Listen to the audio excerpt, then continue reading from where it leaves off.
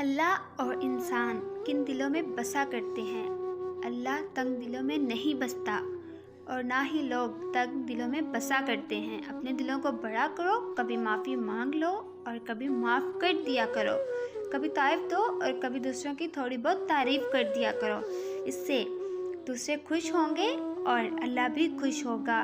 इस तरीके से अल्लाह और लोग दोनों आपके दिलों में आ जाएंगे और आप इनके दिलों में